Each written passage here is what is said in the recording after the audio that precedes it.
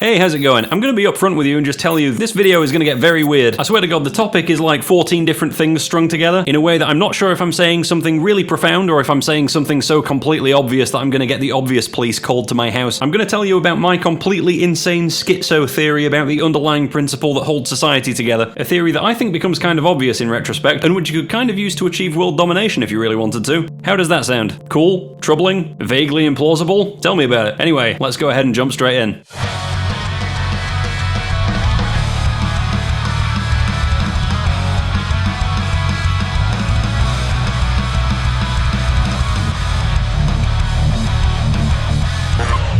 Okay, so everyone's always desperate to tell you about how they think society should run. Every politician, every online pundit, every propaganda outlet masquerading as a news source, every one of those fucking creepy dudes at work that never shut the fuck up, every social media page, every homeless person on the street screaming random bullshit. All of them are all like, oh, I know what society's problem is. It's because the Jews run the media. It's all the deep state. It's the tech bro billionaires. It's the far right. It's the military industrial complex. It's the wrong. You're all wrong.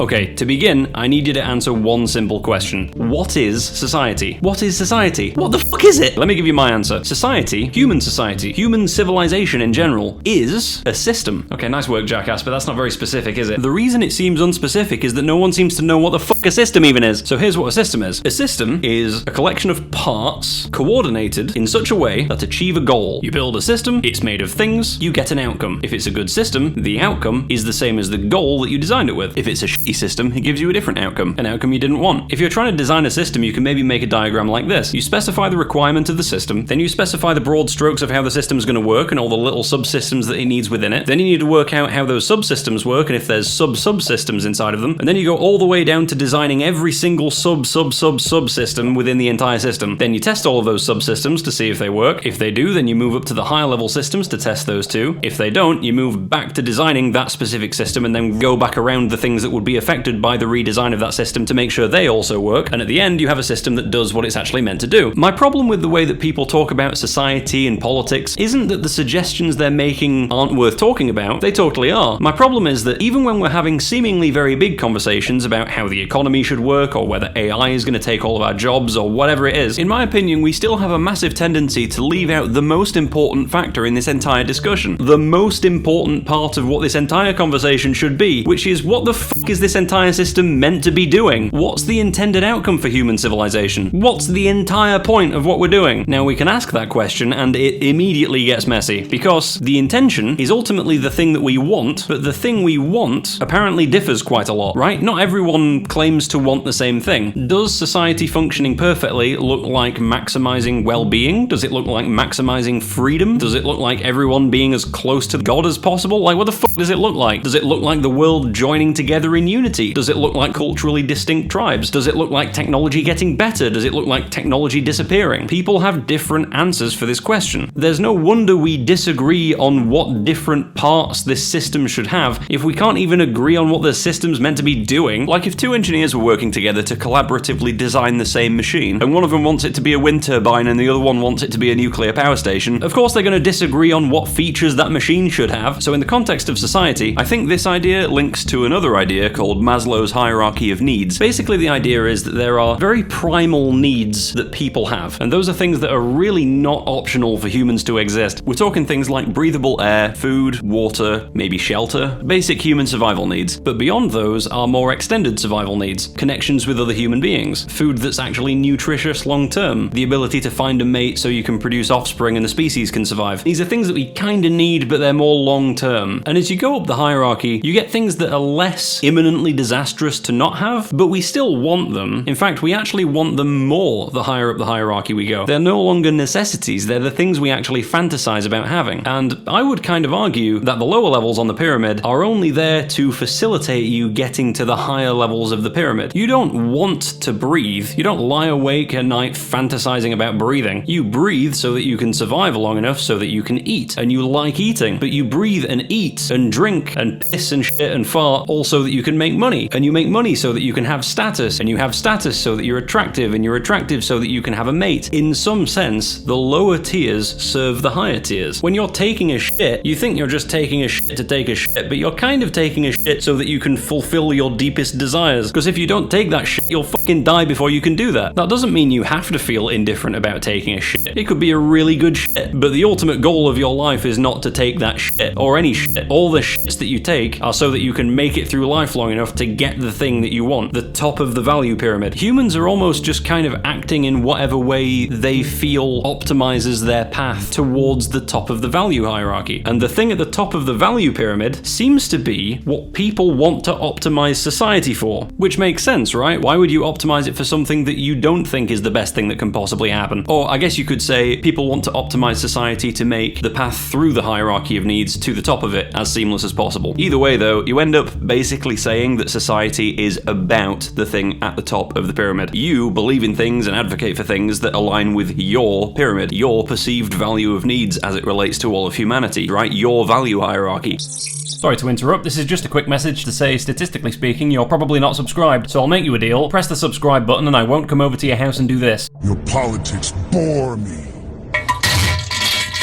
Alright, thanks. Back to the video.